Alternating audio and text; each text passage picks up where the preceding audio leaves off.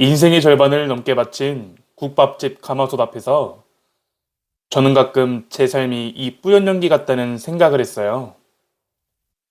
자식만큼은 남들에게 고개 숙이지 않게 하려 무던히도 고기 비린내를 견디며 살아온 세월이었죠. 하지만 번듯하게 키워놓은 아들에게 저는 이제 치워버려야 할 구닥다리 유산 취급을 받고 있습니다. 평생을 바친 이 국물 한 그릇이 누군가에게는 삶을 지탱하는 마지막 구원이었음을 알게 되기 전까지 저는 제 인생이 그저 비린내 나는 실패작인 줄만 알았습니다. 안녕하세요. 사연 말아주는 남자입니다. 소중한 이야기를 들려드리기 전에 지금 어디에서 듣고 계신지 지역이나 계신 곳을 댓글로 알려주시고 무료인 구독, 좋아요 눌러주시면 그곳으로 행운이 가득 깃들기를 바라겠습니다. 오늘 사연 시작합니다. 안녕하세요. 저는 시장 골목 끝자락에서 평생 국밥을 말아온 강미숙입니다. 새벽 공기가 차갑게 뺨을 때리기도 전 저는 습관처럼 눈을 떴어요. 오랜 세월에 몸에 새겨진 이 가혹한 습관은 알람 소리보다도 정확하게 저를 깨우곤 하거든요. 삐걱거리는 허리를 겨우 펴고 일어나 낡은 무릎 보호대를 덧대는 것으로 제 하루는 시작됩니다. 사별한 남편이 남기고 간 유일한 흔적이나 다름없는 물건을 차고 주방으로 향했지요. 주방문을 열면 가장 먼저 저를 반기는 것은 묵직하게 가라앉은 고기 비린내입니다. 시장 골목 끝자락에서 국밥집 간판을 걸고 지내온 시간이 벌써 강산이 3번이나 변했어요. 가게 안을 채운 손때 묻은 나무 탁자와 빛발의 메뉴판은 저와 함께 모든 풍파를 견뎌온 전우들입니다. 사람들은 제 이름 강미숙 대신 그저 국밥집 할매라고 저를 부르곤 해요. 뜨거운 육수김에 대어 가물막이 논바닥처럼 갈라진 제 손등을 가만히 내려다보았습니다. 손톱 밑에는 아무리 씻고 문질러도 사라지지 않는 냄새가 깊게 박혀 있거든요. 처음에는 오직 살기 위해 이 지독한 냄새를 견뎌야만 했어요. 핏덩이 같은 아들 굶기지 않으려고 남들 단잠에 빠진 시간에 저는 뼈를 고고 고기를 삶았습니다. 저의 푸르던 청춘은 그렇게 가마솥 수증기에 녹아 형체도 없이 사라져 버렸지요. 지금도 저는 매일 아침 거대한 대야에 뼈를 담가 핏물을 빼는 일을 반복합니다. 장사를 처음 시작했을 때와 조금도 다름없는 고집스러운 방식이에요. 가끔은 이 고기 냄새가 진저리 치기 싫어 코를 막고 홀로 눈물을 훔친 적도 많았습니다. 하지만 이 비린내 덕분에 아들 녀석 공부시키고 서울에 번듯한 집이라도 마련해 주었으니 그저 내 팔자련이 하며 스스로를 다독였어요. 다들 이렇게 참고 사는 거겠지. 이 나이에 괜히 평지풍파에 일으켜서 뭐하겠어. 혼잣말을 내뱉으며 가마솥 불을 조절하지만 요즘 들어 아들의 태도가 자꾸만 가슴을 찔러요. 아들은 가게에 들릴 때마다 주방벽에 기름때를 손가락으로 훑으며 대놓고 인상을 찌푸리곤 했죠. 어머니, 이 냄새나는 가게 이제 그만 좀 치우라고. 시대가 어느 때인데 이런 장사를 고집하느냐며 저를 타박했죠. 식사 중인 손님들이 들으라는 듯 큰 소리로 위생 문제를 지적할 때면 저는 말없이 행주로 아들이 만진 자리를 닦아낼 뿐입니다. 오랜 시간 저를 지탱해온 이 터전이 자식의 눈에는 그저 지긋지긋한 구석으로 전락했다는 사실이 마음을 아리게 해요. 그래도 저는 꾹 참았습니다. 자식 잘 되는 것이 제 인생의 유일한 보람이었고, 그것이 부모된 도리라고 굳게 믿었기 때문입니다. 이 국밥 냄새가 제 영혼까지 갉아먹고 있다는 사실을 그때는 미처 알지 못했거든요. 점심 장사가 폭풍처럼 지나가는 오후였어요. 잠시 한숨을 돌리려 낡은 의자에 앉아 있는데 아들 진수가 연락도 없이 가게로 들이닥쳤지요. 보통은 바쁘다며 얼굴 보기도 힘든 녀석이 웬일인가 싶어 반가운 마음이 앞섰지만 아들의 표정은 그 어느 때보다 차가웠습니다. 자리에 앉자마자 아들은 가방에서 웬 서류 뭉치를 꺼내 탁자에 탁 소리가 나게 내려놓았어요. 가장 위에 적힌 부동산 증여 및 매매 위임장이라는 글자를 보는 순간 제 심장이 덜컥 내려앉는 기분이 들었습니다. 엄마, 내가 저번에 말했지? 이제 이곳은 그만하고 장사 접으라고. 아들은 제 눈을 피하며 사무적인 말투로 말을 이어갔습니다. 이미 건물주와 이야기가 대충 끝났으니 권리금이라도 조금 더 챙겨줄 때 넘기는 게 이득이라며 저를 몰아세웠지요. 심지어 미리 준비해야 세금 폭탄을 안 맞는다는 소리를 하며 제 인감도장과 신분증을 내놓으라고 재촉했어요. 제 의견은 단 한 번도 묻지 않은 채 아들은 35년 제 인생에 담긴 이 가게를 그저 권리금이라는 숫자를 몇 개로 정리하려고 들었습니다. 기가 막혀 멍하니 쳐다보고 있자니 아들은 제 앞치마 주머니를 살피며 직접 도장을 찾으려 했어요. 진수야, 내가 아직 멀쩡히 장사할 힘이 있는데 왜 네 마음대로 결정하니? 제 목소리가 좀 커지자 아들은 대번에 미간을 찌푸리며 짜증 섞인 반응을 보였습니다. 어머니가 요즘 깜빡깜빡해서 자기가 다 편하게 살려고 하는 소린데 왜 이렇게 예민하게 구냐며 저를 오히려 이상한 사람으로 몰아세웠죠. 아들은 주반 찬장을 직접 뒤져 인감도장이 든 낡은 목함의 위치를 확인하더니 거치길 문을 닫았어요. 어머니가 걱정이 너무 많아서 그래요. 요새 노인네가 고집 부려봤자 자식 이기는 부모 없으니 그냥 내가 시키는 대로 해요. 아들은 제 걱정을 하는 척 하면서도 제 입을 막아버렸죠.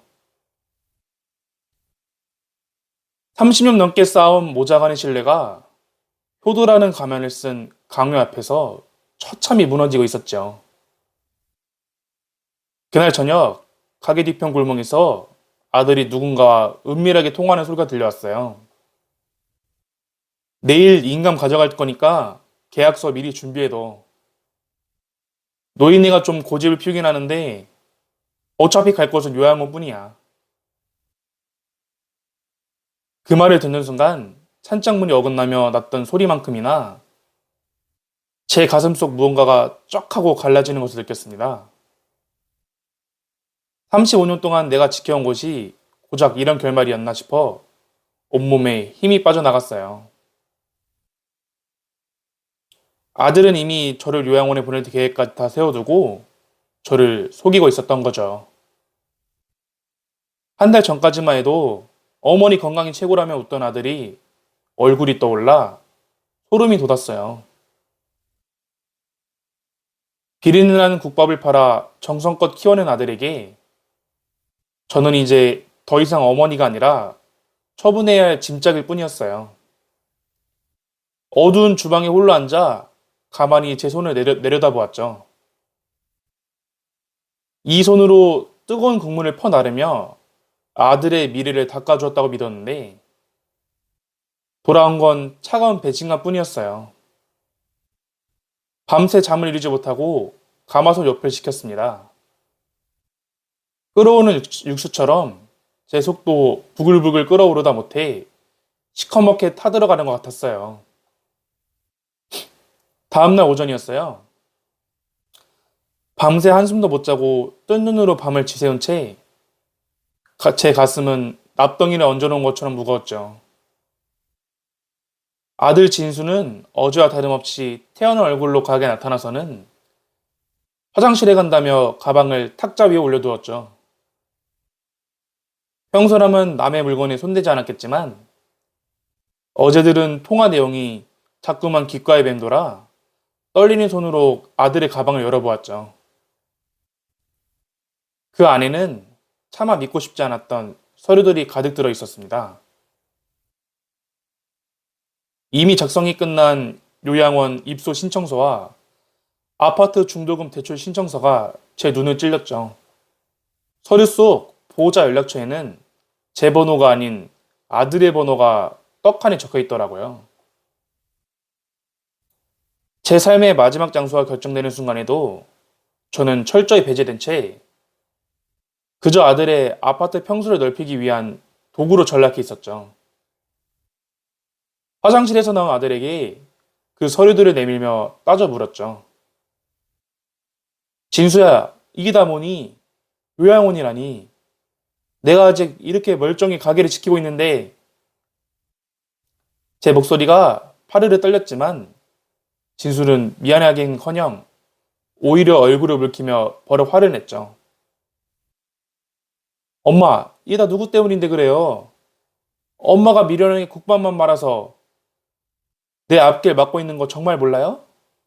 남들 엄마는 빌딩도 물려준다는데 엄마는 이 비린내 나는 가게 하나 가지고 왜 이렇게 유세를 부리냐며 저를 몰아세웠죠.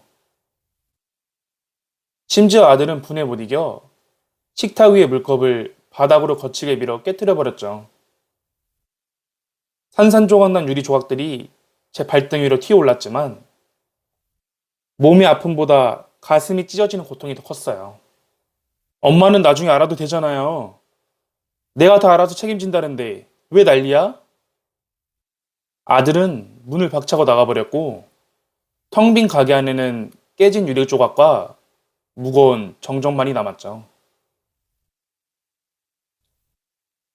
그동안 바친 제 희생이 미련한 짓으로 치부되는 순간 저는 이 관계에서 부모가 아니라 소모품이었음을 뼈저리게 느꼈죠. 주방 바닥에 주저앉아 떨리는 손으로 유리 조각을 주워 담으며 소리 없이 울었습니다. 그런데 그때 가게 문이 열리며 딸랑거리는 종소리가 들렸어요. 눈물 훔치며 고개를 들어보니 덩치가 큰 파란 눈의 외국인 청년이 서 있었습니다. 그는 메뉴판도 보지 않고 서툰 한국말로 국밥 하나요? 라고 주문하더군요. 저는 넋이 나간 사람처럼 기계적으로 국밥을 말아 청년의 앞에 내어주었습니다. 그런데 그 청년, 국물을 한술 뜨더니 갑자기 숟가락을 떨어뜨리고 어깨를 들썩이기 시작했어요. 무슨 일이에요? 맛이 이상한가요?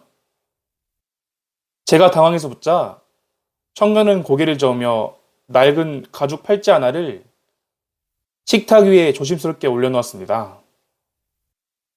어릴 적 해외로 입양 보내졌다는 그는 아버지가 마지막으로 해줬던 그 국밥 맛을 찾아 30년을 헤맸다고 했어요. 아버지가 그랬어요. 죽지 말고 꼭 살아남아라. 이 따뜻한 국물 기억하면서 다시 돌아와야 한다고요. 낯선 미국 땅에서 양부모에게 방치되어 굶주릴 때마다 차가운 창고에 갇혀 매를 맞을 때마다 그는 이 국밥의 온기를 떠올렸대요. 아, 나에게 이렇게 따뜻한 걸 사줄 사람이 있었지. 나는 세상에서 사랑받는 아이였지. 그 기억 하나가 그를 살게 했고 그는 30년 동안 전 세계를 돌며 이 맛을 찾아 헤맸다고 합니다. 이름도 주소도 몰랐지만 혀끝에 남은 그 진한 육수맛 하나로 전국의 국밥집을 수십 곳이나 뒤졌다는 거예요. 사장님, 이 국밥이 저를 살렸습니다. 30년 동안 저를 버티게 한 건 화려한 요리가 아니라 바로 사장님이 말아주신 이 국물이었어요. 청년의 말을 듣는 순간 제 심장이 멎는 것 같았습니다. 청년이 내민 가죽 팔찌를 보는 순간 30년 전의 기억이 파노라마처럼 스쳐 지나갔죠. 마지막까지 아이 입에 고기를 한 점이라도 더 넣어주려 소리 없이 오래하던 그 가난한 젊은 부부가 떠올랐거든요. 제 아들에게는 지워버리고 싶은 지긋지긋한 비린내였던 이 국물이 누군가에게는 타국에서 목숨을 지탱해준 유일한 구원이었던 거예요. 앞치마에 젖은 손을 닦으며 청년의 손을 맞잡았죠. 그동안 제 고단했던 세월이 비로소 세상에서 가장 값진 인정으로 다가오는 순간이었어요. 아들에게 받은 상처로 문드러졌던 가슴에 따뜻한 위로의 눈물이 차올랐죠. 저는 비로소 깨달았습니다. 내가 해온 일이 결코 헛된 짓이 아니었음을, 이 비린내가 사실은 누군가의 생명줄이었다는 사실을요. 청년은 연신 고맙다며 국문을 끝까지 비워냈고 그 모습을 보며 저도 모르게 입가에 미소가 번졌죠. 인생이 전부 부정당한 것 같아 죽고만 싶던 그 순간 신이 저에게 보내준 선물 같았죠. 청년을 보내고 난 뒤 저는 홀로 주방 거울 앞에 섰어요. 거울 속에는 고기 연기에 그을리고 주름진 한 노파가 서 있었지만 그 눈빛만큼은 어느 때보다 현명하게 빛나고 있었죠. 지금껏 저는 참는 것이 미덕이고 자식을 위해 나를 지우는 것이 부모의 당연한 도리라고만 믿으며 살아왔거든요. 하지만 그건 어른스러운 게 아니라 저 자신을 스스로 학대하고 방치했던 것이나 다름없었죠. 나이가 인생의 마침표는 아니었어, 미수가. 너 아직 안 죽었다. 저는 숫자로만 계산되던 제 인생을 다시 가슴으로 써 내려가기 시작했어요. 아들에게 이 가게는 아파트 중도금을 위한 담보물에 불과했지만 데이비드라는 저 청년에게는 30년을 견디게 한 생명줄이었으니까요. 제가 그동안 가까운 이 터전은 단순한 돈벌이 수단이 아니라 누군가의 잃어버린 영혼을 채워주는 안식처였습니다. 그날 밤 저는 가게 문을 닫고 밤새도록 정리를 시작했죠. 주방 구석 목함에 숨겨두었던 인감도장과 통장을 챙겨서 아무도 모르는 곳으로 옮겨두었어요. 아들이 내놓았다는 매물 공고를 떠올리니 다시금 가슴이 떨려왔지만 이번에는 두려움이 아니라 뜨거운 분노였어요. 그리고 그 분노는 곧 단단한 결단으로 바뀌었죠. 요양원 침대에 누워 자식의 면회만 목 빠지게 기다리며 남이 주는 밥이나 먹으며 시들어가는 제 미래를 상상해 보았어요. 그건 살아있는 게 아니라 그저 박제된 삶일 뿐이라는 생각이 들더군요. 이건 도망치는 게 아니야. 내 진짜 인생을 찾는 선택이지. 저는 제 손에 밴 고기 비린내를 다시금 사랑하기로 마음먹었죠. 아들이 무시했던 이 지독한 냄새가 사실은 누군가를 살리는 향기였다는 사실을 확인한 이상 저는 더 이상 아들에게 휘둘리지 않기로 했거든요. 아들이 제 의지를 노인의 망령이나 노역으로 치부하든 말든 제 삶의 주권만큼은 결코 넘겨주지 않겠다고 다짐했죠. 다음날 아침 아들 진수는 어김없이 서류 뭉치를 들고 가게로 들이닥쳤습니다. 저는 미리 준비해 두었던 제 뜻을 적은 종이를 아들의 눈앞에 조용히 내밀었죠.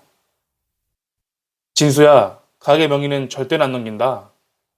그리고 이 집은 내가 죽는 날까지 내가 직접 운영할 거야. 내 인감도장도 내 인생도 이제 네 맘대로 할 수 없으니 네 아파트는 네가 벌어서 사라고 단호하게 말했죠. 당황해서 물건이라도 던지려던 아들의 손이 공중에서 멈췄죠.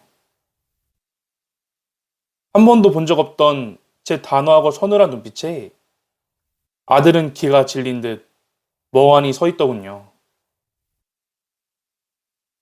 저는 더 이상 누군가를 위해 허리를 굽히는 강미숙이 아니었습니다. 나 자신을 지키기 위해 바로선 이 국밥집의 당당한 주인 강미숙으로 그 자리에 서 있었죠. 아들은 악을 쓰며 가게를 나갔지만 제 마음은 오히려 폭풍이 지나간 뒤의 바다처럼 평온하기만 했죠. 비로소 제 인생의 운전대를 제 손으로 꽉 쥐게 된 기분이었거든요. 결단을 내린 지 얼마 되지 않아 저는 가게 간판을 새로 바꿔 달았어요. 새로 붙인 이름은 기억의 온기국밥이에요. 아들은 그날 이후로 정말 발길을 뚝 끊어버렸죠. 엄마 진짜 독하다. 나 망하는 꼴 보고 싶어서 그래? 라는 원망 섞인 문자도 오기도 했지만 저는 답장 대신 휴대폰 전원을 조용히 껐어요. 청년 데이비드와 함께 찍은 사진을 인화해서 카운터 가장 잘 보이는 곳에 장식해 두었어요. 주변에서는 자식이 정말 연락을 안 할 줄 몰랐다며 혀를 차기도 했지만 이상하게도 제 마음은 그 어느 때보다 평온했어요. 이제 우리 가게는 입소문을 타고 마음까지 데워주는 집으로 제법 유명해졌어요. 30년 만에 찾아왔던 데이비드는 이제 단골이 되어 저를 마더라고 부르며 종종 찾아오곤 해요. 내 자식보다 더 깊은 눈으로 제 음식을 존중해주는 그를 보며 저는 피보다 진한 것이 사람 사이의 정이라는 것을 다시 한번 느꼈어요. 복수는 거창한 게 아니었어요.